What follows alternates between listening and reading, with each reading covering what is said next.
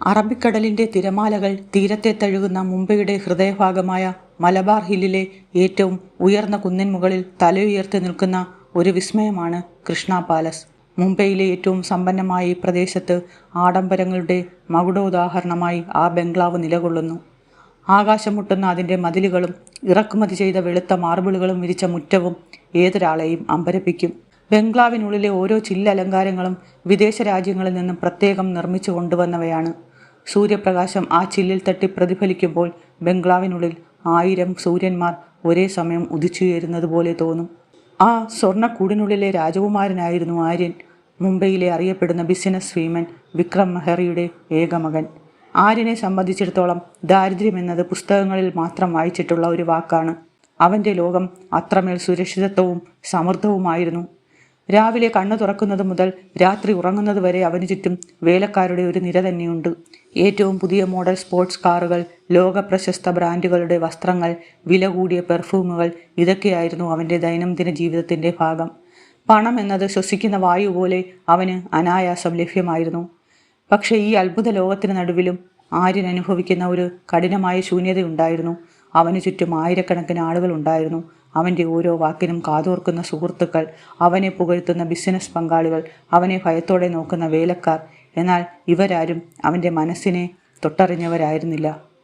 ആര്യൻ്റെ അച്ഛൻ വിക്രം മെഹ്റയ്ക്ക് മകനെ സ്നേഹിക്കാൻ സമയമില്ലായിരുന്നു. അദ്ദേഹത്തിന് പണം ഉണ്ടാക്കുക എന്നത് മാത്രമായിരുന്നു ജീവിത ലക്ഷ്യം. മകൻ ചോദിക്കുന്നതിനേക്കാൾ കൂടുതൽ പണം നൽകാൻ അദ്ദേഹം തയ്യാറായിരുന്നു. എന്നാൽ അവൻ ആവശ്യമായിരുന്ന കുറച്ച് സമയം നൽകാൻ അദ്ദേഹത്തിന് കഴിഞ്ഞിരുന്നില്ല. സ്നേഹത്തേക്കാൾ പണത്തിന് മൂല്യം നൽകുന്നവൻ വളർന്നു വന്നത്. അതുകൊണ്ട് തന്നെ അവൻ്റെ ഉള്ളിൽ ഒരുതരം വിരക്തിയും ഏകാന്തതയും പടർന്നു പിടിച്ചിരുന്നു. രാത്രികളിൽ ആഡംബര പാർട്ടികളിൽ അവൻ പങ്കെടുക്കാറുണ്ടെങ്കിലും അവിടുത്തെ ബഹളങ്ങൾക്കിടയിലും അവൻ തൻ്റെ ഉള്ളിലെ നിശബ്ദതയെ ഭയപ്പെട്ടിരുന്നു. അതെ, കൃഷ്ണ പാലസിൻ്റെ മറ്റൊരു കോണിൽ തികച്ചും വിപരീതമായൊരു ലോകമുണ്ടായിരുന്നു. അത് ആഡംബരങ്ങൾക്കും തിളക്കങ്ങൾക്കും അപ്പുറം വിയർപ്പിൻ്റെയും കഠിനാധ്വാനത്തിൻ്റെയും ലോകമായിരുന്നു. അവിടെ ജോലി ചെയ്യുന്ന വേലക്കാർക്കും സെക്യൂരിറ്റിക്കാർക്കും ഇടയിൽ ഒരു നിഴൽ പോലെ ഗൗരി ഉണ്ടായിരുന്നു. ഏകദേശം 22 വയസ്സ് പ്രായം, മെലിഞ്ഞ ശരീരം, എപ്പോഴും താഴേക്ക് നോക്കിയിരിക്കുന്ന കണ്ണുകൾ. ഗൗരി എന്നും കൃത്യസമയത്ത് ജോലിക്കെത്തും. ബംഗ്ലാവിനുള്ളിലെ പകിട്ടുകൾ അവളെ ഒട്ടും ബാധിച്ചിരുന്നില്ല. അവൾ ഒരു യന്ത്രത്തെ പോലെ ജോലി ചെയ്യും. തറ തുടയ്ക്കുമ്പോഴോ പാത്രങ്ങൾ കഴുകുമ്പോഴോ അവൾ ആരോടും സംസാരിക്കാറില്ല. മറ്റു ജോലിക്കാർ ഗ്രൂപ്പ് ചേർന്ന് സംസാരിക്കുമ്പോഴും ഗൗരി തൻ്റെ ജോലിയിൽ മാത്രം ശ്രദ്ധ കേന്ദ്രീകരിക്കും. മറ്റു വേലക്കാർ പലപ്പോഴും ഗൗരിയെ കളിയാക്കുമായിരുന്നു. അവളുടെ ദാരിദ്ര്യത്തെയും നിശബ്ദതയെയും അവർ തമാശയാക്കി. ബംഗ്ലാവിലെ മാനേജർ രമേശ് പലപ്പോഴും അനാവശ്യമായി ഗൗരിയോട് ദേഷ്യപ്പെടും. എന്നാൽ അവൾ ഒരു വാക്കുപോലും തിരിച്ചു പറയാറില്ല. അവളുടെ മുഖത്ത് എപ്പോഴും ഒരുതരം നിസ്സംഗതയായിരുന്നു, വേദനകളോട് മരവിച്ചു പോയ ഒരു ഭാവം. ആര്യൻ പലപ്പോഴും തൻ്റെ റൂമിലെ ബാൽക്കണിയിൽ ഇരുന്നുകൊണ്ട് താഴെ ജോലി ചെയ്യുന്ന ഗൗരിയെ ശ്രദ്ധിക്കാറുണ്ട്. അവനെ സംബന്ധിച്ചിടത്തോളം അവൾ വെറും ഒരു ജോലിക്കാരി മാത്രമായിരുന്നു. പണം നൽകിയാൽ പണിയെടുക്കുന്ന വികാരങ്ങളില്ലാത്ത ഒരു ജീവി. മനുഷ്യർക്ക് ഓരോരുത്തർക്കും ഓരോ കഥയുണ്ടെന്നോ അവർക്ക് സങ്കടങ്ങൾ ഉണ്ടാകുമെന്നോ അവൻ ചിന്തിച്ചിരുന്നില്ല. ഒരു പക്ഷേ ആഡംബരങ്ങൾ അവൻ്റെ കണ്ണുകളെ മൂടിയിരിക്കാം. എന്നാൽ ഒരു ദിവസം നടന്ന സംഭവം ആര്യൻ്റെ കാഴ്ചപ്പാടുകളെ ആദ്യമായി പിടിച്ചുലച്ചു. അവൻ്റെ കോടികൾ വിലമതിക്കുന്ന വാച്ച് ഒരു ദിവസം പെട്ടെന്ന് കാണാതായി. ബംഗ്ലാവിനുള്ളിൽ വലിയ ബഹളമായി. എല്ലാവരും ഗൗരിയെയാണ് സംശയിച്ചത്. ഇവൾ ഒന്നും മിണ്ടാതെ ഇവിടേക്ക് നടക്കുന്നത് ഇതൊക്കെ ചെയ്യാനാണ് എന്ന് മാനേജർ രമേശ് ആക്രോശിച്ചു. എല്ലാവരും അവളെ കുറ്റപ്പെടുത്തിയിട്ടും ഗൗരി കരഞ്ഞില്ല, പരിഭ്രമിച്ചില്ല. അവൾ ശാന്തമായി തൻ്റെ ജോലി തുടർന്നു. കുറച്ച് സമയത്തിന് ശേഷം അവൾ ആര്യൻ്റെ അടുത്തെത്തി. അവളുടെ കയ്യിൽ ആ വില കൂടിയ വാച്ചുണ്ടായിരുന്നു. സർ, ഇത് സോഫയുടെ അടിയിൽ കിടപ്പുണ്ടായിരുന്നു, അവൾ വളരെ പതുക്കെ പറഞ്ഞു. ആര്യൻ അത്ഭുതപ്പെട്ടു പോയി. ആ വാച്ച് വിറ്റാൽ ഗൗരിയുടെ ജീവിതകാലം മുഴുവൻ സുഖമായി ജീവിക്കാനുള്ള പണം ലഭിക്കുമായിരുന്നു. ആരും കാണാതെ അവൾക്ക് മോഷ്ടിക്കാമായിരുന്നു. പക്ഷേ അവൾ അത് ചെയ്തില്ല. താൻ നൽകിയ വാച്ചിനൊരു നന്ദി പോലും അവൾ പ്രതീക്ഷിച്ചില്ല. അത് നൽകിയ ഉടനെ അവൾ തലകുനിച്ച് തൻ്റെ ജോലിയിലേക്ക് മടങ്ങി. അവളുടെ ആ വലിയ ആത്മാഭിമാനം ആര്യൻ്റെ ഉള്ളിൽ അസ്വസ്ഥത ഉണ്ടാക്കി. ആഡംബരങ്ങളുടെ നടുവിൽ കഴിഞ്ഞിട്ടും തൻ്റെ മനസ്സ് എത്രമാത്രം ചെറുതാണെന്നും ദാരിദ്ര്യത്തിനിടയിലും ആ പെൺകുട്ടിയുടെ മനസ്സ് എത്രമാത്രം വലുതാണെന്നും അവൻ ചിന്തിച്ചുപോയി. ഈ പെൺകുട്ടി എന്തുകൊണ്ടാണ് ഇത്രയും വ്യത്യസ്തയായിരിക്കുന്നത്? പണമില്ലാത്തവൾക്ക് എങ്ങനെയാണ് ഇത്രയും വലിയ ആത്മാഭിമാനം ഉണ്ടാകുന്നത്? ഈ ചോദ്യങ്ങൾ ആര്യൻ്റെ ഉറക്കം കെടുത്തി. തൻ്റെ സ്വർണ്ണക്കൂടിന് പുറത്ത് മറ്റൊരു വലിയ ലോകമുണ്ടെന്നും അവിടെ മനുഷ്യത്വം ഇപ്പോഴും ബാക്കിയുണ്ടെന്നും അവൻ തിരിച്ചറിഞ്ഞു തുടങ്ങുകയായിരുന്നു. ആര്യൻ്റെ ജീവിതം മറ്റൊരു ദിശയിലേക്ക് മാറാൻ പോകുന്ന വലിയൊരു മാറ്റത്തിൻ്റെ തുടക്കമായിരുന്നു ആ നിമിഷം. ദിവസങ്ങൾ കടന്നുപോയി. കൃഷ്ണ പാലസിലെ ആഡംബര ജീവിതത്തിനിടയിൽ ഗൗരിയുടെ നിശബ്ദമായ സാന്നിധ്യം ആ ബംഗ്ലാവിൻ്റെ ചുവരുകൾക്ക് ഒരു ശീലമായി മാറിയിരുന്നു. വലിയ ശബ്ദമുണ്ടാക്കാതെ ജോലി ചെയ്യുന്നവൾ, ആരെയും ശല്യപ്പെടുത്താത്തവൾ, ഉത്തരവുകൾക്ക് കാത്തു നിൽക്കാതെ ജോലികൾ ചെയ്യുന്നവൾ. ഗൗരി അവിടെ ഒരു അദൃശ്യമായ യന്ത്രത്തെപ്പോലെ പ്രവർത്തിച്ചു പോന്നു. എന്നാൽ പെട്ടെന്നൊരു ദിവസം ആ ശീലം തെറ്റി. ഗൗരി ജോലിക്ക് വന്നില്ല. ആദ്യത്തെ ദിവസം ആരും കാര്യമായി കണ്ടില്ല. അവൾക്ക് വല്ല പനിയായിരിക്കുമെന്ന് പാചകക്കാരി ശാന്തി പറഞ്ഞു. പക്ഷെ രണ്ടാമത്തെ ദിവസവും അവൾ വരാതിരുന്നപ്പോൾ കാര്യങ്ങൾ മാറിത്തുടങ്ങി. ബംഗ്ലാവിനുള്ളിലെ ജോലിഭാരം വർദ്ധിച്ചു. ഗൗരി ചെയ്തിരുന്ന ജോലികൾ മറ്റുള്ളവരുടെ കൂടെ തലയിലായി. മൂന്നാം ദിവസമായപ്പോഴേക്കും ബംഗ്ലാവിനുള്ളിൽ അസ്വസ്ഥതകൾ തുടങ്ങി. മാനേജർ രമേശ് ദേഷ്യത്തോടെ ഓരോന്ന് പിറുപിറുത്തുകൊണ്ടിരുന്നു. വിക്രം മെഹറുടെ മുന്നിൽ നിൽക്കുമ്പോൾ രമേശിൻ്റെ വാക്കുകളിൽ പരിഹാസവും പുച്ഛവുമായിരുന്നു. സാർ, ഈ ഗ്രാമത്തിലുള്ളവരെ ഒന്നിനും കൊള്ളില്ല. 4 പൈസ കയ്യിൽ വരുമ്പോൾ അവർക്ക് അഹങ്കാരമാണ്. ഒരാഴ്ച ജോലിക്ക് വരും, പിന്നെ ഒരു വിവരവുമില്ലാതെ മുങ്ങും. ഇവരുടെയൊക്കെ രീതി ഇതാണ്. വിശ്വസിക്കാൻ കൊള്ളാത്തവർ. രമേശിൻ്റെ ഈ വാക്കുകൾ ബംഗ്ലാവിലെ മറ്റു വേലക്കാരും ഏറ്റുപിടിച്ചു. അവർ ഗൗരിയെ കുറ്റപ്പെടുത്താൻ തുടങ്ങി. ആര്യൻ ഇതൊക്കെ കേട്ടുകൊണ്ട് തൻ്റെ മുറിയിലിരിക്കുകയായിരുന്നു. പുറമേ അവൻ ഫോണിൽ മുഴുകിയിരിക്കുകയാണെന്ന് തോന്നുമെങ്കിലും അവൻ്റെ മനസ്സ് എന്തുകൊണ്ടോ അസ്വസ്ഥമായിരുന്നു. തൻ്റെ വാച്ച് സത്യസന്ധമായി തിരികെ നൽകിയ ഗൗരി എന്ന പെൺകുട്ടി ഒരിക്കലും ഉത്തരവാദിത്തമില്ലാത്തവളാകില്ലെന്ന് അവൻ്റെ ഉള്ളിലെ ഏതോ ഒരു വികാരം മന്ത്രിച്ചു. അവൾ ഒരിക്കലും കാരണം പറയാതെ അവധിയെടുക്കുന്നവളല്ല. എന്തോ വലിയ ആപത്ത് അവൾക്ക് സംഭവിച്ചിട്ടുണ്ടെന്ന് ആര്യന് തോന്നി. അവൻ്റെ ഹൃദയത്തിൽ ആദ്യമായി മറ്റൊരാളോടുള്ള കരുതൽ മുളപൊട്ടി.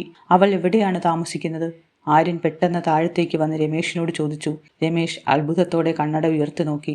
അതൊക്കെ ധാരാവിയിലെ ഏതോ ഒരു മൂലയിലാണ് സാർ. വളരെ മോശം ഏരിയയാണ്. എന്തിനാ വെറുതെ അതിനെപ്പറ്റിയൊക്കെ തിരക്കുന്നത്? നമുക്ക് വേറെ ഏജൻസി വഴി പുതിയ ആളെ നോക്കാം. രമേശിന്റെ മറുപടിയിൽ പുച്ഛം നിറഞ്ഞു നിന്നു. പക്ഷെ ആര്യൻ അവിടെ നിർത്താൻ തയ്യാറായില്ല. തൻ്റെ കാറിന്റെ താക്കോലുമെടുത്ത് അവൻ ആ ചേരിയിലേക്ക് പുറപ്പെട്ടു. നഗരത്തിന്റെ തിളക്കമുള്ള മുഖത്തു നിന്നും ഇരുണ്ട ഇടനാഴിയിലേക്കുള്ള ആ യാത്ര അവന് തികച്ചും അപരിചിതമായിരുന്നു. മലബാർ ഹില്ലിലെ വീതിയേറിയ റോഡുകളിൽ നിന്നും ധാരാവിയിലെ ഇടുങ്ങിയ പാതയിലേക്ക് എത്തിയപ്പോൾ ആര്യന് ശ്വാസം മുട്ടുന്ന പോലെ തോന്നി. അന്തരീക്ഷത്തിൽ അഴുക്കിൻ്റെയും മാലിന്യത്തിൻ്റെയും ഗന്ധം പടർന്നു നിന്നു. കാർ ഉള്ളിലേക്ക് കടക്കാൻ കഴിയാത്ത അത്രയും ഇടുങ്ങിയ വഴികളിലെത്തിയപ്പോൾ ആര്യന് കാർ ഉപേക്ഷിച്ച് നടക്കേണ്ടി വന്നു. തൻ്റെ ബ്രാൻഡഡ് വസ്ത്രങ്ങളും വില കൂടിയ ഷൂസും ധരിച്ച് ആ ചെളിയിലൂടെ നടക്കുമ്പോൾ ആര്യൻ ആദ്യമായി ദാരിദ്ര്യത്തിൻ്റെ മുഖം നേരിട്ട് കണ്ടു. അഴുകിയ ഓടകൾക്ക് മുകളിലൂടെ നടക്കുമ്പോൾ അവന് ഓക്കാനം വന്നു. പ്ലാസ്റ്റിക് ഷീറ്റുകളും പഴയ ടിൻ കഷ്ണങ്ങളും മേഞ്ഞ മേൽക്കൂരകൾക്ക് താഴെ തിങ്ങിപ്പാർക്കുന്ന മനുഷ്യർ, പകുതി നഗ്നരായ കുട്ടികൾ ചെളിയിൽ കളിക്കുന്നു.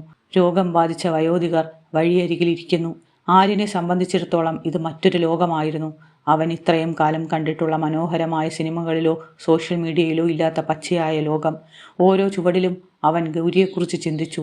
എന്നും ഇത്രയും ദൂരത്തു നിന്ന് നടന്ന് ഈ നരകത്തിൽ നിന്നും കൃഷ്ണ പാലസിലെ സ്വർണ്ണക്കൂടിലേക്ക് അവൾ എത്തുമ്പോൾ അവൾക്ക് എന്ത് തോന്നിയിട്ടുണ്ടാകും? ആ സമൃദ്ധിയുടെ നടുവിൽ അവൾ എങ്ങനെയാണ് ഇത്രയും നിശബ്ദമായി ജോലി ചെയ്യുന്നത്? പണമില്ലാത്തവൻ്റെ ലോകവും പണമുള്ളവൻ്റെ ലോകവും തമ്മിലുള്ള അകലം ഭൂമിയും ആകാശവും പോലെയാണെന്ന് അവൻ വേദനയോടെ തിരിച്ചറിഞ്ഞു. ഒടുവിൽ പലരോടും ചോദിച്ച് തപ്പിപ്പിടിച്ച് അവൻ ആ പഴയ കുടിലിൻ്റെ മുന്നിലെത്തി. കണ്ടാൽ വീടെന്ന് വിളിക്കാൻ പോലും കഴിയില്ല. പൊളിഞ്ഞ ടിൻ ഷീറ്റുകളും കീറിയ ചാക്കുകളും കൊണ്ടാണ് അത് നിർമ്മിച്ചിരിക്കുന്നത്. തുണി കൊണ്ടുള്ള പഴയ മറയായിരുന്നു ആ കുടിലിൻ്റെ വാതിൽ. അകത്തുനിന്ന് വിറയ്ക്കുന്ന ഒരു സ്ത്രീയുടെ ദൈന്യമായ ചുമയും ഒരു കുട്ടി കരയുന്ന ശബ്ദവും കേൾക്കാമായിരുന്നു. ആര്യൻ മടിച്ചു മടിച്ച് വിറയ്ക്കുന്ന കൈകളോടെ ആ തുണി മാറ്റി ഉള്ളിലേക്ക് നോക്കി. അവിടെ കണ്ട കാഴ്ച ആര്യൻ്റെ ശ്വാസം നിലപ്പിച്ചു. ആ ചെറിയ മുറിയിൽ വല്ലാത്തൊരു ദുർഗന്ധം നിറഞ്ഞു നിന്നിരുന്നു. ഒരു പഴയ കീറിയ പായയിൽ അസ്ഥിപഞ്ചരം പോലെ ഒരു സ്ത്രീ കിടക്കുന്നു. അവരുടെ കണ്ണുകൾ കുഴിയിലേക്ക് താഴ്ന്നു പോയിരിക്കുന്നു. മുഖത്തെ മാംസം ഉണങ്ങി അസ്ഥികൾ തെളിഞ്ഞു കാണാം. തൊട്ടടുത്തൊരു കൊച്ചു ബാലൻ വിശന്ന് തളർന്ന് അമ്മയുടെ കൈകളിൽ മുറുകെ പിടിച്ചിരിക്കുന്നു. അവൻ്റെ കണ്ണുകളിൽ ഭയവും നിസ്സഹായതയും മാത്രമായിരുന്നു. ആ കുടിലിനുള്ളിൽ ഒരിറ്റ് വെള്ളമോ ഒരു തരി ഭക്ഷണമോ ഉണ്ടായിരുന്നില്ല. ഒഴിഞ്ഞ പാത്രങ്ങൾ ഒരു വശത്ത് ചിതറിക്കിടക്കുന്നു. അടുപ്പിൽ പുകയുയർന്നിട്ട് ദിവസങ്ങളായെന്ന് ആർക്കും പറയാൻ കഴിയും. ദാരിദ്ര്യം എന്നത് ഒരു വെറും വാക്കല്ല, അതൊരു വല്ലാത്ത മണമാണെന്നും ഭയാനകമായ കാഴ്ചയാണെന്നും ആര്യൻ ആദ്യമായി അറിഞ്ഞു. തൻ്റെ ബംഗ്ലാവിൽ ഒരു ദിവസം പാഴാക്കി കളയുന്ന ആഹാരം കൊണ്ട് ഇവർക്ക് മാസങ്ങളോളം കഴിയാമായിരുന്നു എന്ന് അവൻ വേദനയോടെ ഓർത്തു. തൻ്റെ ജീവിതത്തിലെ ആഡംബരങ്ങൾ എത്രമാത്രം അനാവശ്യമാണെന്ന് ആ നിമിഷം അവൻ തിരിച്ചറിഞ്ഞു. തൻ്റെ വാലറ്റിലെ ക്രെഡിറ്റ് കാർഡുകൾക്കും കോടിക്കണക്കിന് രൂപയുടെ ബാങ്ക് ബാലൻസിനും ആ നിമിഷം 0 വിലയാണെന്ന് അവൻ തിരിച്ചറിഞ്ഞു. അവൻ്റെ കണ്ണുകൾ അറിയാതെ നിറഞ്ഞു. താൻ ഇന്ന് വരെ അനുഭവിച്ച സുഖസൗകര്യങ്ങൾ എത്രമാത്രം ക്രൂരമാണെന്ന് അവന് തോന്നി. മറ്റുള്ളവരുടെ പട്ടിണിക്ക് മുകളിലാണ് തൻ്റെ സമൃദ്ധിയെന്ന് അവൻ ആദ്യമായി തിരിച്ചറിഞ്ഞ നിമിഷമായിരുന്നു അത്. ശ്വാസം മുട്ടിക്കുന്ന ആ കുടിലിനുള്ളിൽ നിശബ്ദത ഭയാനകമായിരുന്നു. പെട്ടെന്ന് ആ സ്ത്രീ വീണ്ടും ചുമച്ചു. ആ ശബ്ദത്തിൽ മരണത്തിൻ്റെ നിഴൽ അവൻ കണ്ടു. ആര്യൻ ശരിക്കും പകച്ചുപോയി. ഗൗരി എന്ന പെൺകുട്ടി തൻ്റെ ആത്മാഭിമാനം കാക്കാൻ എത്രമാത്രം കഷ്ടപ്പെടുന്നുണ്ടെന്ന് അവൻ മനസ്സിലാക്കി. ഒരിക്കൽ പോലും അവൾ തൻ്റെ സങ്കടം ബംഗ്ലാവിലുള്ള ആരോടും പറഞ്ഞിട്ടില്ല, ആരോടും സഹായം ചോദിച്ചിട്ടുമില്ല. അവളുടെ ആ മിണ്ടാതിരുന്ന ഭാവം അവന് വലിയൊരു നിലവിളിയായി അനുഭവപ്പെട്ടു. ആ മുറിയിലെ ഇരുട്ട് അവൻ്റെ ഉള്ളിലെ അന്ധകാരത്തെ മാറ്റിക്കളഞ്ഞു. തൻ്റെ സ്വർണ്ണക്കൂടിന് പുറത്ത് ജീവിക്കാൻ വേണ്ടി പൊരുതുന്ന ഒരു ലോകമുണ്ടെന്ന് തിരിച്ചറിഞ്ഞ ആ നിമിഷം ആര്യൻ ഒരു പുതിയ മനുഷ്യനായി മാറുകയായിരുന്നു. ആ ഇടുങ്ങിയ കുടിലിനുള്ളിലെ കാഴ്ച ആര്യൻ്റെ ഉള്ളിലെ കോടീശ്വരനെ പാടെ തകർത്ത് കളഞ്ഞു. അഴുക്കുചാലുകളുടെ മണവും ശ്വാസം മുട്ടിക്കുന്ന വായുവും നിറഞ്ഞ ആ കൊച്ചുമുറിയിൽ മനുഷ്യർ ഇങ്ങനെയൊക്കെ ജീവിക്കുമെന്ന് പോലും അവൻ സ്വപ്നത്തിൽ പോലും കരുതിയിരുന്നില്ല. തൻ്റെ ബംഗ്ലാവിലെ വളർത്തു നായകൾക്ക് പോലും ഇതിനേക്കാൾ മികച്ച സൗകര്യങ്ങളുണ്ടെന്ന് അവൻ വേദനയോടെ ഓർത്തു. തറയിൽ വിരിച്ച കീറിയ പായയിൽ കിടക്കുന്ന ആ വൃദ്ധയുടെ അവസ്ഥ അതീവ ദയനീയമായിരുന്നു. അവരുടെ ചുണ്ടുകൾ ഉണങ്ങിക്കരിഞ്ഞിരുന്നു. കണ്ണുകൾ അടയ്ക്കാൻ പോലും കരുത്തില്ലാത്ത വിധം അവർ തളർന്നിരുന്നു. ആരെങ്കിലും കുറച്ച് വെള്ളം തരുമോ? വായുവിൽ അലിഞ്ഞു പോകുന്ന അത്രയും നേർത്ത ശബ്ദത്തിൽ ആ അമ്മ ചോദിച്ചു. ആര്യൻ പരിഭ്രമത്തോടെ ചുറ്റും നോക്കി. ഒരു മൂലയിലിരുന്നിരുന്ന പഴയൊരു മൺപാത്രത്തിൽ കുറച്ച് അഴുക്ക് കലങ്ങിയ വെള്ളം മാത്രമാണ് ഉണ്ടായിരുന്നത്. അതിലേക്ക് നോക്കിയപ്പോൾ ആര്യന് അറപ്പല്ല, മറിച്ച് കഠിനമായ സങ്കടമാണ് തോന്നിയത്. അവൻ ഉടനെ തൻ്റെ പോക്കറ്റിലുണ്ടായിരുന്ന വില കൂടിയ മിനറൽ വാട്ടർ കുപ്പി എടുത്തു. വിറയ്ക്കുന്ന കൈകളോടെ ആ കുപ്പി തുറന്ന് അവൻ ആ അമ്മയുടെ തല പതിയെ ഉയർത്തിപ്പിടിച്ച് വെള്ളം കുടിപ്പിച്ചു. ആർത്തിയോടെ ആ വെള്ളം കുടിക്കുന്ന ആ അമ്മയുടെ മുഖത്ത് കണ്ട ആശ്വാസം ആര്യൻ്റെ ഹൃദയത്തിൽ ഒരു സൂചി പോലെ തറച്ചു. ഒരു തുള്ളി ശുദ്ധജലത്തിന് ഇത്രയും വിലയുണ്ടെന്ന് അവൻ ആദ്യമായി തിരിച്ചറിഞ്ഞ നിമിഷമായിരുന്നു അത്. അപ്പോഴാണ് പുറത്തുനിന്ന് ഗൗരി എത്തിയത്. തളർന്നവശയായ അവളുടെ കയ്യിൽ ഒരൊറ്റ മരുന്ന് പാക്കറ്റ് മാത്രമാണ് ഉണ്ടായിരുന്നത്. വാതുക്കൽ നിൽക്കുന്ന ആര്യനെ കണ്ടതും അവൾ ഒരു നിമിഷം നിശബ്ദയായി നിന്നുപോയി. അവളുടെ കണ്ണുകളിൽ നാണക്കേടും ഭയവും ഒരുപോലെ മിന്നിമറിഞ്ഞു. തൻ്റെ ആത്മാഭിമാനം ഇത്രയും കാലം കാത്തു സൂക്ഷിച്ചിരുന്ന ആ കോട്ട തകർന്നു വീണതുപോലെ അവൾക്ക് തോന്നി. തൻ്റെ യജമാനൻ തൻ്റെ ദാരിദ്ര്യവും ഇത്രയും പരിതാപകരമായ സാഹചര്യവും കണ്ടു എന്നത് അവളെ വല്ലാതെ നോവിച്ചു. അവൾ തല താഴ്ത്തി നിന്നു. ആര്യനൊന്നും ചോദിച്ചില്ല. ചോദിക്കാൻ വാക്കുകൾ കിട്ടുമായിരുന്നില്ല. അവൻ തൻ്റെ പേഴ്സിൽ നിന്നും കുറച്ച് പണം എടുത്ത് ഗൗരിയുടെ കയ്യിലേക്ക് വെച്ചു കൊടുത്തു. ഗൗരി, പോയി ഭക്ഷണവും അമ്മയ്ക്ക് വേണ്ട മരുന്നുകളും വാങ്ങി വരൂ. ഇതെൻ്റെ ആജ്ഞയാണ്, അവൻ അല്പം ഗൗരവത്തിൽ പറഞ്ഞു. പക്ഷേ ആ അവസ്ഥയിലും ഗൗരി ആ പണം വാങ്ങാൻ തയ്യാറായില്ല. വേണ്ട സാർ, ഞാൻ അധ്വാനിച്ചുണ്ടാക്കുന്ന പണം മാത്രമേ എനിക്ക് വേണ്ടൂ. എന്നെ ദയവായി ഇങ്ങനെ നാണം കെടുത്തരുത്, അവൾ വിറയ്ക്കുന്ന ശബ്ദത്തിൽ പറഞ്ഞു. ആര്യൻ ദേഷ്യപ്പെട്ടില്ല. പകരം അവൻ പതിയെ അവളുടെ അടുത്ത് ചെന്നു. ഗൗരി, ഇത് നിനക്കുള്ള പണമല്ല. ഇത് നിന്റെ ആത്മാഭിമാനത്തിനുമുള്ള വിലയുമല്ല. ഈ കുഞ്ഞിനും നിന്റെ രോഗിയായ അമ്മയ്ക്കും ആഹാരവും മരുന്നും ആവശ്യമാണ്. ആ കുട്ടിയുടെ വിശപ്പിന് മുന്നിൽ നിന്റെ ഈ ദുരഭിമാനം എന്തിനാണ്? ഒരു നിമിഷം നിന്റെ ഈ പിടിവാശി മാറ്റിവെക്കൂ, അവൻ ശാന്തനായി പറഞ്ഞു. ഗൗരിയുടെ കണ്ണുകളിൽ നിന്ന് കണ്ണുനീർ ധാരധാരയായി ഒഴുകി. അവൾ ആ പണം വാങ്ങി വിതുമ്പിക്കൊണ്ട് വേഗത്തിൽ പുറത്തേക്ക് ഓടി. ആര്യൻ ആ കുടിലിൽ ആ കൊച്ചുകുട്ടിക്കൊപ്പം തറയിലിരുന്നു. അർജുൻ എന്നായിരുന്നു അവൻ്റെ പേര്. ആ കുട്ടിയുടെ കണ്ണുകളിൽ ദാരിദ്ര്യം വരച്ച വെളിച്ചമില്ലാത്ത പാടുകളുണ്ടായിരുന്നു. ആര്യൻ അവൻ്റെ അടുത്തു ചെന്ന് തലയിൽ തലോടി. ചേട്ടാ, എനിക്ക് വല്ലാതെ വിശക്കുന്നു. ചേച്ചി വരാൻ വൈകുമോ? അർജുൻ പതിയെ ചോദിച്ചു. ആ ചോദ്യം കേട്ടപ്പോൾ ആര്യന് മറുപടി പറയാൻ കഴിഞ്ഞില്ല. തൻ്റെ ഓരോ പാർട്ടിയിലും താൻ ബാക്കി വെച്ച് കളയുന്ന ഭക്ഷണത്തെക്കുറിച്ച് അവൻ ഓർത്തു. ഒരു കുട്ടിയുടെ വിശപ്പിൻ്റെ വിളിക്ക് മുന്നിൽ തൻ്റെ ബാങ്ക് ബാലൻസിനും കാറുകൾക്കും എന്ത് വിലയാണുള്ളത്? അർജുൻ്റെ ആ വാക്കുകൾ ആര്യൻ്റെ കോടിക്കണക്കിന് രൂപയുടെ മൂല്യത്തെ എന്നേക്കുമായി തകർത്ത് കളഞ്ഞു. അല്പസമയത്തിന് ശേഷം ഗൗരി ഭക്ഷണവും പാൽക്കുപ്പിയും മരുന്നുകളുമായി എത്തി. അവൾ വേഗത്തിൽ അടുപ്പ് കത്തിച്ചു. ആ കുടിലിൽ ദിവസങ്ങൾക്ക് ശേഷം ആദ്യമായി ഭക്ഷണത്തിൻ്റെ സുഗന്ധം പടർന്നു. ഗൗരി ആഹാരം തയ്യാറാക്കി. ആദ്യം അമ്മയ്ക്ക് നൽകി, പിന്നീട് അർജുനനെ ചേർത്തിരുത്തി അവന് വാരിക്കൊടുത്തു.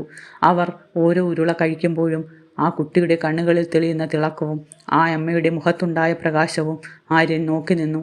അത്രയും കാലം ലോകത്തിലെ വലിയ പാർട്ടികളിലും പഞ്ചനക്ഷത്ര ഹോട്ടലുകളിലും കണ്ടിട്ടില്ലാത്ത ഒരു വല്ലാത്ത തരം സംതൃപ്തി അവൻ ആ പെൺകുട്ടിയുടെ മുഖത്ത് കണ്ടു. ഗൗരി, നീ കഴിക്കുന്നില്ലേ? ആര്യൻ പതിയെ ചോദിച്ചു. അവൾ മറുപടിയായി ഒന്ന് പുഞ്ചിരിച്ചു. ഇല്ല സാർ, ഇവരുടെ വയർ നിറയുന്നത് കണ്ടാൽ എൻ്റെ വിശപ്പ് മാറും. ഇവരുടെ ഓരോ ചിരിയും എനിക്ക് 3 നേരത്തെ ഭക്ഷണത്തിന് തുല്യമാണ്, അവൾ പറഞ്ഞു. സ്നേഹമെന്നത് പണത്തേക്കാൾ വലുതാണെന്നും പകുത്തു നൽകുന്നതിലാണ് യഥാർത്ഥ സന്തോഷമെന്നും ആര്യൻ ആ നിമിഷം പഠിച്ചു. ലോകത്തിലെ ഏറ്റവും വലിയ ജീവിതപാഠം ആ ചെറിയ കുടിലിലെ ഇടുങ്ങിയ ഭിത്തികൾ അവനെ പഠിപ്പിച്ചു കഴിഞ്ഞിരുന്നു. അന്നത്തെ രാത്രി വീട്ടിലേക്ക് തിരികെ പോകുമ്പോൾ ആര്യൻ വന്നപ്പോൾ ഉണ്ടായിരുന്ന ആളായിരുന്നില്ല. വഴിയിലെ തെരുവ് വിളക്കുകൾക്ക് പണ്ടത്തേക്കാൾ തിളക്കമുള്ളതായി അവന് തോന്നി. തൻ്റെ ആഡംബര കാറിലിരിക്കുമ്പോൾ അവന് വല്ലാത്ത ഭാരം അനുഭവപ്പെട്ടു. അവൻ്റെ ഉള്ളിലെ അഹങ്കാരം പൂർണ്ണമായി അലിഞ്ഞു പോയിരുന്നു. പണമല്ല, മനുഷ്യത്വം തന്നെയാണ് ലോകത്തിലെ ഏറ്റവും വലിയ ശക്തി എന്നവൻ ഉറപ്പിച്ചു. തൻ്റെ ജീവിതം ഇനി വെറും ആഡംബരങ്ങൾക്ക് വേണ്ടിയുള്ളതല്ല, മറിച്ച് മറ്റുള്ളവരുടെ കണ്ണീർ തുടയ്ക്കാനുള്ളതാണെന്ന് അവൻ ആ രാത്രി തന്നോട് തന്നെ പറഞ്ഞു. ധാരാവിയിലെ ആ ഇരുണ്ട ഇടനാഴികളിൽ നിന്നും തിരിച്ചെത്തിയ ആര്യന് ആഡംബര ബംഗ്ലാവിലെ തണുത്ത കാറ്റും നിശബ്ദതയും അസഹനീയമായി തോന്നി. കൃഷ്ണ പാലസിന്റെ മട്ടുപ്പാവിലിരുന്ന് മുംബൈ നഗരത്തിന്റെ തിളക്കം നോക്കുമ്പോൾ അവന് തൻ്റെ ജീവിതം തന്നെ ഒരു വലിയ അർത്ഥശൂന്യതയായി അനുഭവപ്പെട്ടു. ലക്ഷങ്ങൾ വിലയുള്ള പട്ടുമെത്തയിൽ കിടന്നിട്ടും അവൻ്റെ കണ്ണുകളിലേക്ക് ഉറക്കം വന്നില്ല. AC-യിലെ തണുപ്പ് അവൻ്റെ ശരീരത്തെ സുഖിപ്പിക്കുമ്പോഴും അവൻ്റെ മനസ്സ് ആ കുടിലിലെ ചൂടുള്ള അന്തരീക്ഷത്തിലായിരുന്നു. കണ്ണുകൾ അടയ്ക്കുമ്പോൾ അവന് കാണാൻ കഴിഞ്ഞത് കുഴിഞ്ഞ കണ്ണുകളുള്ള ആ വൃദ്ധയുടെ മുഖവും വിശന്ന് തളർന്ന് വാടിയ അർജുൻ്റെ നിഷ്കളങ്കമായ നോട്ടവുമായിരുന്നു. പണം കൊണ്ട് ലോകം മുഴുവൻ വാങ്ങാമെന്നും ഏത് സന്തോഷവും സ്വന്തമാക്കാമെന്നും കരുതിയിരുന്ന അവനെന്ന കോടീശ്വരൻ്റെ അഹങ്കാരം ആ ചെറിയ കുടിലിൻ്റെ കീറിയ വാതുക്കൾ തകർന്നു വീണിരുന്നു. ഇത്രയും കാലം താൻ ജീവിച്ചത് വെറുമൊരു മിഥ്യയിലായിരുന്നു എന്നവൻ തിരിച്ചറിഞ്ഞു. യഥാർത്ഥ ജീവിതം ആഡംബര പാർട്ടികളിലല്ല, മറിച്ച് അതിജീവനത്തിനായി പൊരുതുന്ന സാധാരണക്കാരൻ്റെ കണ്ണുനീരിലാണെന്ന് അവൻ പഠിച്ചു കഴിഞ്ഞു. പിറ്റേന്ന് രാവിലെ അവൻ്റെ ഫോണിലേക്ക് സുഹൃത്തുക്കളുടെ നിരവധി കോളുകൾ വന്നു. നഗരത്തിലെ ഒരു വലിയ ഹോട്ടലിൽ സംഘടിപ്പിച്ചിരുന്ന ആഡംബര പാർട്ടിക്കുള്ള ക്ഷണമായിരുന്നു അത്. എന്നാൽ ആര്യൻ അവയൊക്കെ നിരാകരിച്ചു. പണ്ടൊക്കെ അത്തരം ആഘോഷങ്ങളിൽ മുൻപന്തിയിൽ നിന്നിരുന്ന ആര്യന് ഇപ്പോൾ അതിനൊന്നും താല്പര്യമില്ലായിരുന്നു. അവൻ തൻ്റെ സ്പോർട്സ് കാർ എടുത്ത് നേരെ പോയത് നഗരത്തിലെ വലിയ സൂപ്പർ മാർക്കറ്റിലേക്കാണ്. അവിടെ എത്തിയപ്പോൾ ആര്യൻ പതിവിലും വിപരീതമായി സാധനങ്ങൾ ഓരോന്നായി സ്വയം തിരഞ്ഞെടുക്കാൻ തുടങ്ങി. പണ്ട് ഒന്നിലും സമയം കണ്ടെത്താത്ത ആര്യൻ ഇന്ന് ഓരോ പാക്കറ്റും ഗുണമേന്മ നോക്കി ഉറപ്പുവരുത്തിയാണ് വാങ്ങിയത്. അരി, പലതരത്തിലുള്ള പരിപ്പുകൾ, എണ്ണ, മസാലകൾ, കുട്ടികൾക്കുള്ള പോഷകാഹാരങ്ങൾ, ബിസ്ക്കറ്റുകൾ, പാല്, അങ്ങനെ ഒരു വലിയ ലിസ്റ്റ് തന്നെ അവൻ തയ്യാറാക്കി. അതുകൂടാതെ അർജുന് വേണ്ട പുതിയ വസ്ത്രങ്ങളും ആ അമ്മയ്ക്ക് വേണ്ട ഏറ്റവും നല്ല മരുന്നുകളും അവൻ വാങ്ങി. ബില്ലടയ്ക്കാൻ നിൽക്കുമ്പോൾ സൂപ്പർ മാർക്കറ്റിലെ ജീവനക്കാരും കടക്കാരും അതിശയത്തോടെ ആര്യനെ നോക്കി നിൽക്കുകയായിരുന്നു. മുംബൈയിലെ ഏറ്റവും വലിയ ബിസിനസ് ഗ്രൂപ്പിൻ്റെ അനന്തരാവകാശി എന്തിനാണ് സാധാരണക്കാർ വാങ്ങുന്ന ഇത്തരം സാധനങ്ങൾ ഇത്രയധികം തിരഞ്ഞു പിടിച്ച് വാങ്ങുന്നതെന്ന് അവർക്ക് മനസ്സിലായില്ല.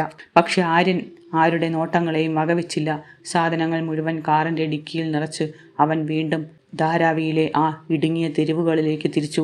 ഗൗരിയുടെ വീട്ടിലെത്തിയപ്പോൾ കണ്ട കാഴ്ച അവനെ വല്ലാതെ വേദനിപ്പിച്ചു.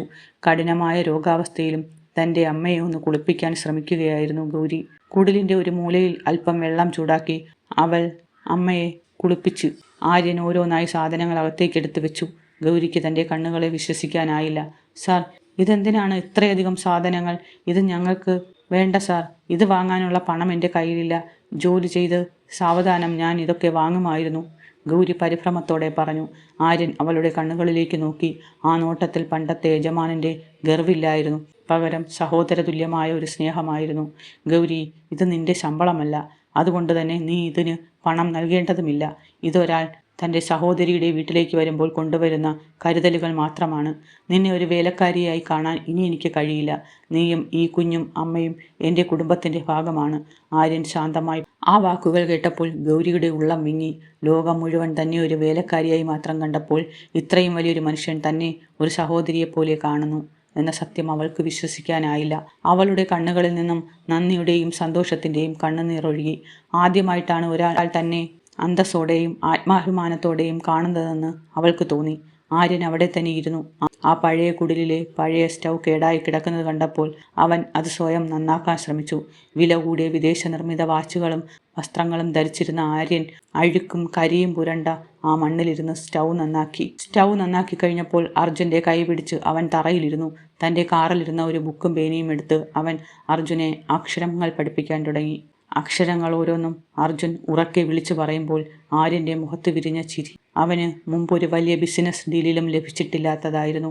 തൻ്റെ വില കൂടിയ ഫോണിലെ ഇൻസ്റ്റഗ്രാം നോട്ടിഫിക്കേഷനുകളെക്കാളും ബിസിനസ് മെയിലുകളെക്കാളും ഇപ്പോൾ അവന് പ്രിയപ്പെട്ടത് അർജുൻ്റെ ആ നിഷ്കളങ്കമായ കളിച്ചിരികളായിരുന്നു.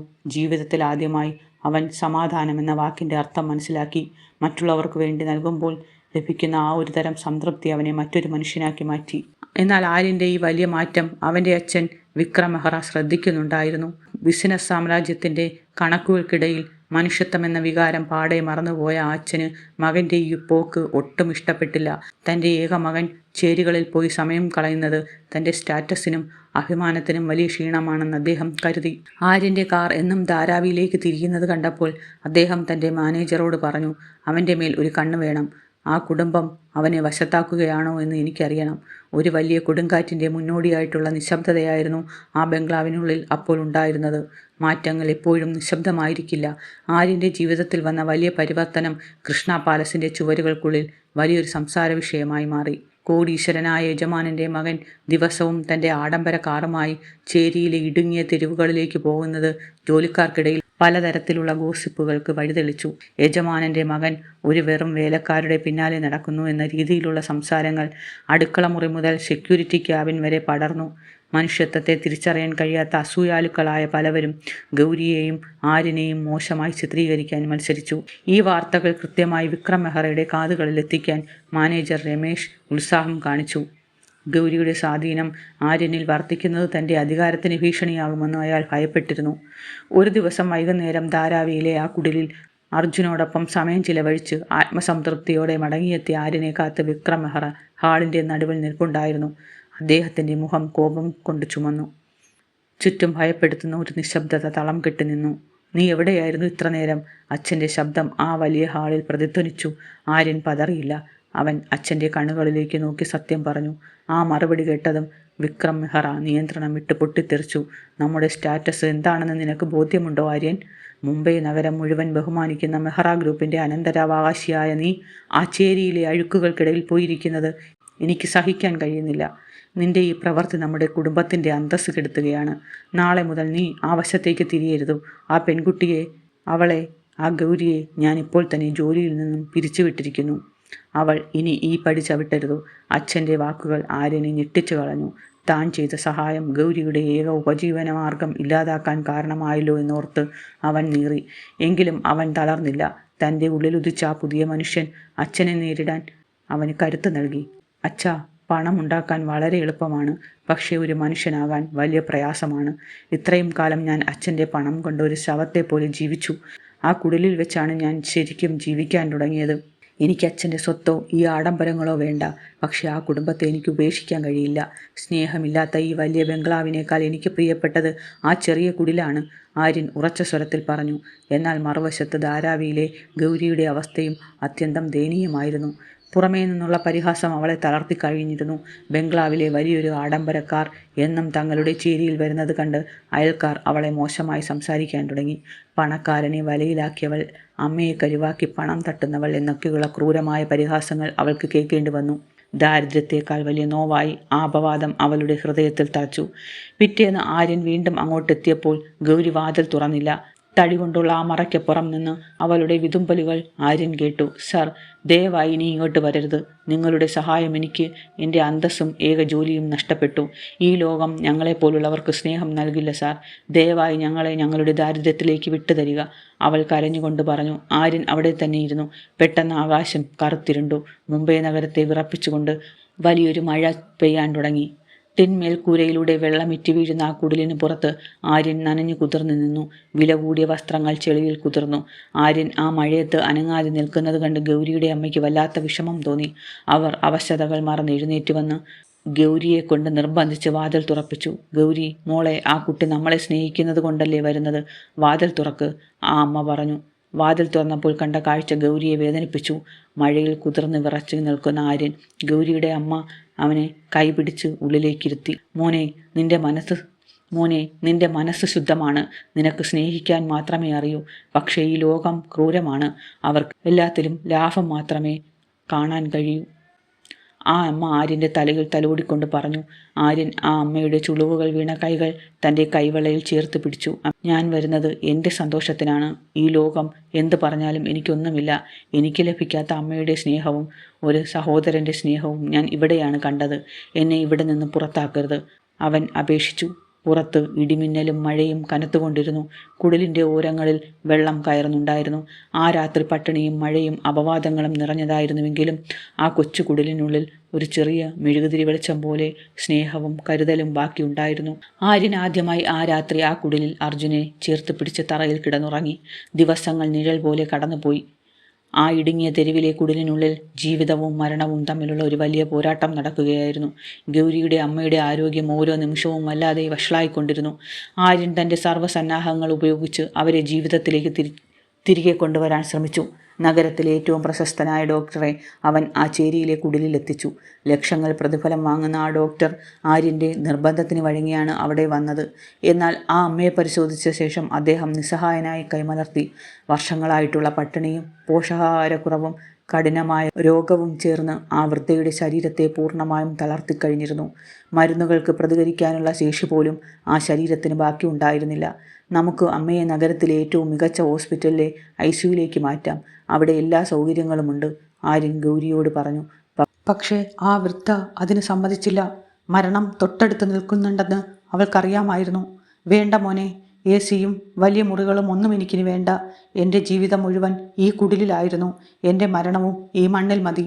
നിന്റെ പണം എനിക്ക് വേണ്ടി പാഴാക്കരുത്, ആ അമ്മ വല്ലാതെ കിതച്ചുകൊണ്ട് പറഞ്ഞു.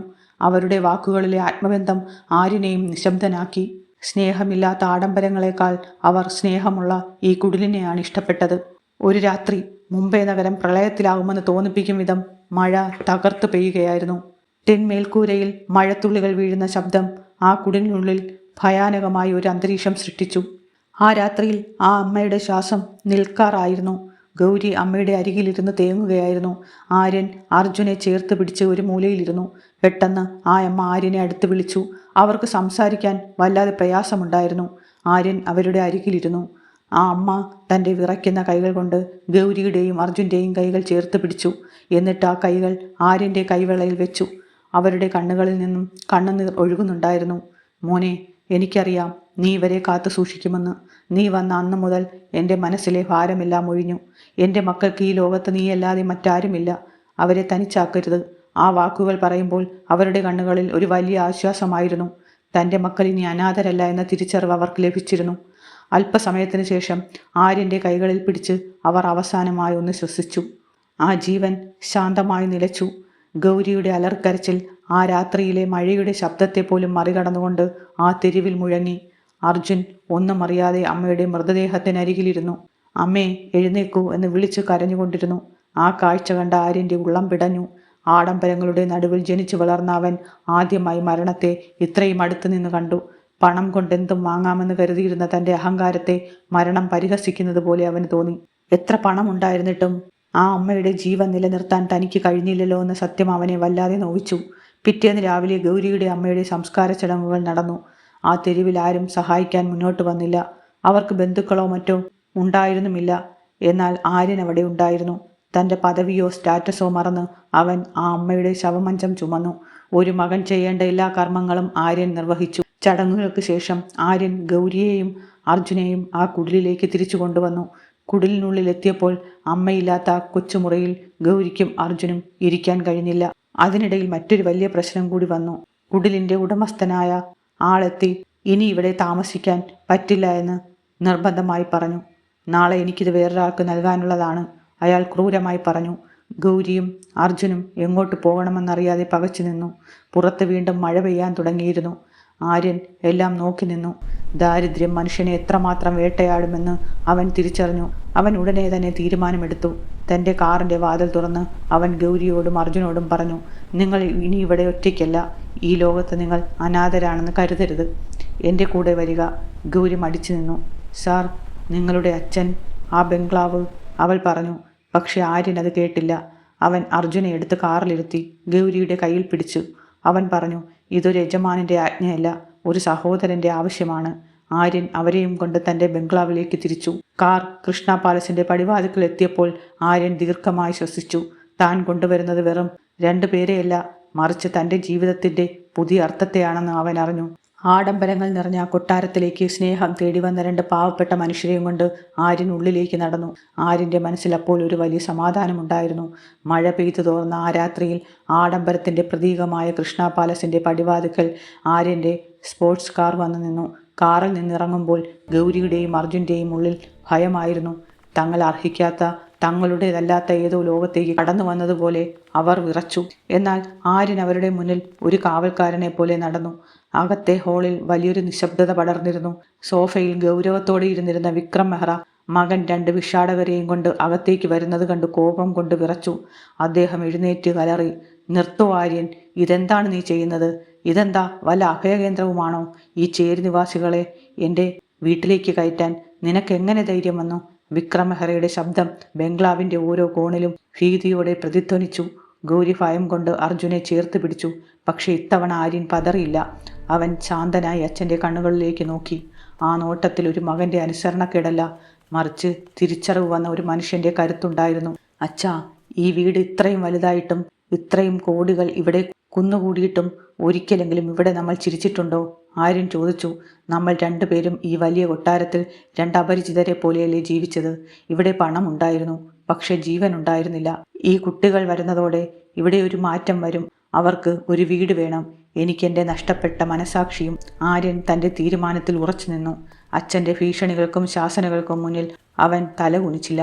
അന്ന് രാത്രി ഗൗരിക്കും അർജുനും അതിഥി മുറിയിൽ ഇടം ലഭിച്ചു. അടുത്ത കുറച്ച് ദിവസങ്ങൾ ബംഗ്ലാവിനുള്ളിൽ വല്ലാത്തൊരു സംഘർഷമായിരുന്നു. വിക്രം മെഹ്റ ആരോടും സംസാരിക്കാതെ മുറിക്കുള്ളിലിരുന്നു. എന്നാൽ മാറ്റങ്ങൾ അദൃശ്യമായി തുടങ്ങിക്കഴിഞ്ഞിരുന്നു.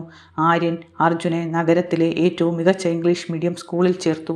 ഗൗരിയെ വെറും ഒരു വേലക്കാരിയായല്ല, മറിച്ച് ആ ബംഗ്ലാവിലെ കാര്യങ്ങൾ നിയന്ത്രിക്കുന്ന ഒരു ഹൗസ് മാനേജറായി അവൻ നിയമിച്ചു. അവൾക്ക് അന്തസ്സുള്ള വസ്ത്രങ്ങളും സ്വന്തമായി ഒരു മുറിയും നൽകി. ഗൗരി തൻ്റെ പഴയ ജോലിഭാരങ്ങളില്ലാതെ ആ വീട്ടിലെ ഓരോ കാര്യങ്ങളും കൃത്യമായി നോക്കാൻ തുടങ്ങി. അവളുടെ സാന്നിധ്യം ആ ബംഗ്ലാവിനെ കൂടുതൽ വൃത്തിയുള്ളതും ക്രമബദ്ധവുമാക്കി. ആദ്യം എതിർത്ത് നിന്ന വിക്രം മെഹ്റയുടെ മനസ്സ് മാറ്റിയത് അർജുൻ എന്ന ചെറിയ കുട്ടിയുടെ നിഷ്കളങ്കതയായിരുന്നു. ബിസിനസ് ഫയലുകൾക്കിടയിലും ഷെയർ മാർക്കറ്റിലെ ലാഭനഷ്ടങ്ങൾക്കിടയിലും ശ്വാസം മുട്ടി ജീവിച്ചിരുന്ന ആ വൃദ്ധൻ വൈകുന്നേരങ്ങളിൽ പൂന്തോട്ടത്തിൽ അർജുൻ പന്ത് കളിക്കുന്നത് ജനാലയിലൂടെ ശ്രദ്ധിക്കാൻ തുടങ്ങി. ഒരു ദിവസം അർജുൻ അച്ഛൻ്റെ മുറിയിലേക്ക് അറിയാതെ ഓടിക്കയറി. ഭയപ്പെടുന്നതിന് പകരം അവൻ ആ വൃദ്ധൻ്റെ കൈകളിൽ പിടിച്ച് പൂന്തോട്ടത്തിലേക്ക് വിളിച്ചു. ആ സ്പർശനം വിക്രം മെഹ്റയുടെ കല്ലുപോലെയുള്ള ഹൃദയത്തെ അലിയിച്ചു കളഞ്ഞു. വർഷങ്ങൾക്ക് ശേഷം അദ്ദേഹം ചിരിച്ചു. വൈകുന്നേരങ്ങളിൽ ആ ബിസിനസ് ഭീമൻ അർജുനോടൊപ്പം പൂന്തോട്ടത്തിൽ കളിക്കാനിരുന്നു. കൃഷ്ണ പാലസിൽ ആദ്യമായി ഒരു കുടുംബത്തിലെ യഥാർത്ഥ സ്നേഹം നിറഞ്ഞു. ബംഗ്ലാവിലെ മറ്റു ജോലിക്കാർക്ക് ആദ്യം ഗൗരിയോട് അസൂയ തോന്നിയിരുന്നു. നമ്മുടെ കൂടെ പണിയെടുത്തവൾ പെട്ടെന്ന് മാനേജറായല്ലോ എന്നതായിരുന്നു അവരുടെ പരാതി. എന്നാൽ ഗൗരിയുടെ വിനയവും എല്ലാവരോടുമുള്ള കരുതലും ആര്യൻ്റെ നിലപാടുകളും കണ്ടപ്പോൾ അവർക്ക് മാറ്റം വന്നു. വീടെന്നത് വെറും ഒരു കോൺക്രീറ്റ് കെട്ടിടമല്ലെന്നും അത് സ്നേഹവും പരസ്പര ബഹുമാനവും കൊണ്ട് നിർമ്മിക്കേണ്ട ഒന്നാണെന്നും എല്ലാവരും തിരിച്ചറിഞ്ഞു. ആ ബംഗ്ലാവിൽ ഇപ്പോൾ ആരും ദേഷ്യപ്പെടാറില്ലായിരുന്നു. ഈ മാറ്റം ആര്യൻ്റെ ബിസിനസ് ജീവിതത്തിൽ പ്രതിഫലിച്ചു. അവൻ തൻ്റെ അച്ഛൻ്റെ ബിസിനസ്സിൽ കൂടുതൽ താല്പര്യത്തോടെ ശ്രദ്ധിക്കാൻ തുടങ്ങി. പക്ഷേ ഇത്തവണ അവൻ്റെ ലക്ഷ്യം ലാഭം കൊയ്യുക എന്നത് മാത്രമായിരുന്നില്ല. തൻ്റെ കമ്പനിയിലെ ഓരോ തൊഴിലാളിയുടെയും മുഖം അവൻ ശ്രദ്ധിച്ചു. ദാരിദ്ര്യം എന്താണെന്ന് ധാരാവിയിലെ ആ കുടിലിൽ നിന്നും പഠിച്ചതുകൊണ്ട് തൻ്റെ ജീവനക്കാരുടെ പ്രയാസങ്ങൾ അവൻ സ്വന്തം സങ്കടമായി കണ്ടു. തൊഴിലാളികൾക്ക് മികച്ച ശമ്പളവും ഇൻഷുറൻസും കുട്ടികൾക്ക് വിദ്യാഭ്യാസ സൗകര്യങ്ങളും അവൻ ഉറപ്പാക്കി. വിക്രം മെഹ്റ മകനെ അഭിമാനത്തോടെ നോക്കി. പണം എങ്ങനെ ക്രിയാത്മകമായി ഉപയോഗിക്കാമെന്നും പണം കൊണ്ട് മനുഷ്യരുടെ കണ്ണീര് തുടയ്ക്കാമെന്നും ആര്യൻ ലോകത്തിന് കാണിച്ചു കൊടുത്തു. കോടിക്കണക്കിന് രൂപയുടെ ഇടപാടുകളേക്കാൾ ആത്മസംതൃപ്തി നൽകുന്നത് ഒരു സാധാരണക്കാരൻ്റെ പുഞ്ചിരിയാണെന്ന് ആ ബംഗ്ലാവിലെ ഓരോരുത്തരും മനസ്സിലാക്കി. കൃഷ്ണ പാലസ് ഇപ്പോൾ വെറുമൊരു കെട്ടിടമല്ല, മറിച്ച് മനുഷ്യത്വം പൂത്തു നിൽക്കുന്ന ഒരു വലിയ സ്വർഗമായി മാറിയിരിക്കുന്നു. ഗൗരിയുടെയും അർജുൻ്റെയും സാന്നിധ്യം ആ വീട്ടിൽ നൽകിയ വെളിച്ചം നഗരത്തിലെ ഏറ്റവും വലിയ തെരുവ് വിളക്കുകളേക്കാൾ ശോഭയുള്ളതായിരുന്നു. കാലം അതിൻ്റെ പ്രവാഹം തുടർന്നു. മുംബൈ നഗരത്തിൻ്റെ മുഖച്ഛായ തന്നെ മാറിമറിഞ്ഞു. ഉയരമുള്ള കെട്ടിടങ്ങളും ഫ്ലൈ ഓവറുകളും നഗരത്തിൻ്റെ ഭൂപടത്തിൽ ഇടം പിടിച്ചു. പക്ഷേ ആ മാറ്റങ്ങൾക്കിടയിലും കൃഷ്ണ പാലസ് എന്ന ബംഗ്ലാവിനുള്ളിൽ സംഭവിച്ച മാറ്റം അതിനേക്കാൾ വലുതായിരുന്നു. വർഷങ്ങൾക്കിപ്പുറം ആര്യൻ വെറും ഒരു കോടീശ്വരനായ ബിസിനസ്സുകാരൻ എന്നതിലുപരി മുംബൈയിലെ ഏറ്റവും ആദരിക്കപ്പെടുന്ന ഒരു സാമൂഹിക പ്രവർത്തകനായി മാറിയിരുന്നു. പണ്ട് ആഡംബര പാർട്ടികളിലും ക്ലബ്ബുകളിലും സമയം ചിലവഴിച്ചിരുന്ന ആ യുവാവ് ഇന്ന് തൻ്റെ ജീവിതം തന്നെ മറ്റുള്ളവർക്കായി സമർപ്പിച്ചിരിക്കുന്നു. ധാരാവിയിലെ ആ പഴയ ഇടുങ്ങിയ തെരുവിൽ ആര്യൻ ഇന്നൊരു വലിയ കമ്മ്യൂണിറ്റി സെൻ്ററും അത്യാധുനിക സൗകര്യങ്ങളുമുള്ള ഒരു ആശുപത്രിയും സ്ഥാപിച്ചു. തൻ്റെ ജീവിതം മാറ്റിമറിച്ച ആ ഇടനാഴികളെ അവൻ മറന്നില്ല. പണ്ട് ഗൗരിയുടെ അമ്മയ്ക്ക് ഒരു തുള്ളി മരുന്ന് നൽകാൻ കഴിഞ്ഞില്ല എന്ന വേദനയിൽ നിന്നാണ് ആ ആശുപത്രിയുടെ പിറവി. ഇന്നവിടെ ദരിദ്രർക്ക് സൗജന്യമായി ചികിത്സ ലഭിക്കുന്നു. പട്ടിണിയും രോഗവും കാരണം ആർക്കും തങ്ങളുടെ പ്രിയപ്പെട്ടവരെ നഷ്ടപ്പെടരുത് എന്ന് ആര്യൻ്റെ ദൃഢനിശ്ചയം അവിടെ പൂവണിഞ്ഞു. പഠിക്കാൻ പണമില്ലാത്തതിൻ്റെ പേരിൽ ഒരു കുഞ്ഞും തെരുവിലേക്ക് ഇറങ്ങരുതെന്ന ലക്ഷ്യത്തോടെ അവൻ തുടങ്ങിയ സ്കൂളിൽ ഇന്ന് 100 കണക്കിന് കുട്ടികൾ നാളെയുടെ സ്വപ്നങ്ങൾ നെയ്യുന്നു. അർജുൻ ഇപ്പോൾ ആ ബംഗ്ലാവിലെ വെറും ഒരു കുട്ടിയല്ല. അവൻ സ്കൂളിലെ ഏറ്റവും മിടുക്കനായ വിദ്യാർത്ഥിയാണ്. ആര്യൻ്റെ തണലിൽ അവൻ വളർന്നു. പണ്ട് വിശന്നു കരഞ്ഞിരുന്ന ആ കുട്ടി ഇന്ന് വലിയ ലക്ഷ്യങ്ങളുള്ള ഒരു യുവാവായി മാറിയിരിക്കുന്നു. ഗൗരി ഇപ്പോഴും ആര്യൻ്റെ കൂടെ തന്നെയുണ്ട്. പക്ഷേ ആ പഴയ പാവപ്പെട്ട വേലക്കാരിയല്ല അവൾ. ആര്യൻ നടത്തുന്ന ട്രസ്റ്റിൻ്റെയും സേവന പ്രവർത്തനങ്ങളുടെയും വലം കൈയായി അവൾ കൂടെയുണ്ട്. അവളുടെ അനുഭവങ്ങളും ആര്യൻ്റെ കരുത്തും ചേർന്നപ്പോൾ അത് ആയിരക്കണക്കിന് ആളുകളുടെ ജീവിതത്തിലെ വെളിച്ചമായി. ശാന്തമായ ഒരു വൈകുന്നേരം മുംബൈ നഗരം പതിവ് പോലെ തിരക്കുകളിലായിരുന്നു. തൻ്റെ ബംഗ്ലാവിൻ്റെ ബാൽക്കണിയിൽ നിന്ന് ആകാശത്ത് പടരുന്ന സായന്തന ശോഭ നോക്കി നിൽക്കുകയായിരുന്നു ആര്യൻ. ദൂരെ നഗരത്തിലെ തെരുവ് വിളക്കുകൾ ഓരോന്നായി തെളിയുന്നത് അവൻ ശ്രദ്ധിച്ചു. ആ വെളിച്ചങ്ങൾക്കിടയിൽ അവൻ തൻ്റെ പഴയ ജീവിതത്തെ തിരഞ്ഞു. പണ്ട് പണം കൊണ്ട് സന്തോഷം വാങ്ങാൻ ശ്രമിച്ച അഹങ്കാരിയായി ആര്യൻ ഇന്ന് അവന് അപരിചിതനാണ്. അന്ന് ആ കുടിലിലേക്ക് താൻ നടത്തിയ ചെറിയ യാത്രയാണ് തൻ്റെ ആത്മാവിനെ കണ്ടെത്തിയ യാത്രയെന്ന് അവൻ തിരിച്ചറിഞ്ഞു. അന്ന് ആ സോഫയുടെ അടിയിൽ നിന്ന് തൻ്റെ വില കൂടിയ വാച്ച് തിരഞ്ഞു പിടിച്ചു നൽകിയ ആ പെൺകുട്ടി തൻ്റെ ജീവിതം തന്നെ മാറ്റിമറിക്കുമെന്ന് ആര്യൻ ഒരിക്കലും കരുതിയിരുന്നില്ല. പണമല്ല, മറിച്ച് മനുഷ്യൻ്റെ സത്യസന്ധതയും ആത്മാഭിമാനവും ലോകത്തിലെ ഏറ്റവും വലിയ ആഡംബരമെന്ന് അവൻ തിരിച്ചറിഞ്ഞു. അവളുടെ കണ്ണുനീരാണ് അവൻ്റെ ഹൃദയത്തിലെ കല്ലുകളെ അലിയിച്ചത്. ഗൗരി ചായയുമായി അവൻ്റെ അടുത്തേക്ക് വന്നു. അവളുടെ മുഖത്ത് പഴയ ഭയമോ നാണമോ ഇല്ലായിരുന്നു. പകരം ഒരു വലിയ ആത്മവിശ്വാസവും സമാധാനവും ഉണ്ടായിരുന്നു. സാർ, എന്തിനെക്കുറിച്ചാണ് ഇത്ര ഗൗരവമായി ചിന്തിക്കുന്നത്? ഗൗരി മൃദുവായി ചോദിച്ചു. ആര്യൻ അവളുടെ മുഖത്തേക്ക് നോക്കി പുഞ്ചിരിച്ചു. ആ പുഞ്ചിരിയിൽ ഒരു വലിയ ചരിത്രം ഉണ്ടായിരുന്നു. ഇന്ന് ഞാൻ അനുഭവിക്കുന്ന ഈ സമാധാനത്തിന് നിന്റെ ആ നിശബ്ദമായ കരുത്തോടാണ് ഞാൻ കടപ്പെട്ടിരിക്കുന്നത്. ആര്യൻ വികാരാധീനനായി. ഗൗരിയുടെ കണ്ണുകൾ നിറഞ്ഞു. നന്ദിയല്ല, മറിച്ച് വലിയൊരു തിരിച്ചറിവിൻ്റെ സ്നേഹമായിരുന്നു ആ കണ്ണുകളിൽ. ഈ ലോകത്തെ ഏറ്റവും വലിയ സമ്പാദ്യം സ്വർണമോ വജ്രമോ ബാങ്ക് ബാലൻസോ അല്ല, മറിച്ച് സ്നേഹവും കരുണയുമാണ്. പണത്തിനൊരാളുടെ ശരീരത്തെ സംരക്ഷിക്കാൻ കഴിഞ്ഞേക്കും, രോഗം വരുമ്പോൾ മികച്ച ചികിത്സ നൽകാൻ കഴിഞ്ഞേക്കും. മറ്റുള്ളവരുടെ വേദനയിൽ പങ്കുചേരുമ്പോഴാണ് ഒരാൾ യഥാർത്ഥത്തിൽ മനുഷ്യനാകുന്നത്. ആര്യൻ കോടീശ്വരനായി ജനിച്ചു. പക്ഷെ അവൻ യഥാർത്ഥത്തിൽ സമ്പന്നനായത് ഒരു പാവപ്പെട്ടവൻ്റെ കണ്ണുനീർ തുടച്ചപ്പോഴാണ്. മറ്റൊരാളെ സഹായിക്കുമ്പോൾ മാറുന്നത് നമ്മുടെ തന്നെ ലോകമാണ്. ആര്യൻ്റെയും ഗൗരിയുടെയും ഈ കഥ പണമല്ല, സ്നേഹമാണ് ലോകത്തെ നയിക്കേണ്ടതെന്ന് നമ്മെ ഓർമ്മിപ്പിക്കുന്നു. മനുഷ്യത്വം മരിച്ചിട്ടില്ലാത്ത ഒരിടത്ത് ഇന്നും ഓരോ ആര്യനും ഗൗരിയും ചേർന്ന് പുതിയൊരു ലോകം നിർമ്മിച്ചുകൊണ്ടിരിക്കുന്നു. ആര്യൻ്റെയും ഗൗരിയുടെയും ഈ കഥ നിങ്ങൾക്ക് ഇഷ്ടമായെങ്കിൽ ഇത്തരം ഹൃദയസ്പർശിയായ കൂടുതൽ വീഡിയോകൾക്കായി ഈ ചാനൽ സബ്സ്ക്രൈബ് ചെയ്യുക. നിങ്ങളുടെ ഒരു ലൈക്കും ഷെയറും ഞങ്ങൾക്ക് വലിയൊരു പ്രോത്സാഹനമാണ്. ഈ കഥയെക്കുറിച്ചുള്ള നിങ്ങളുടെ അഭിപ്രായങ്ങൾ കമൻറ്റ്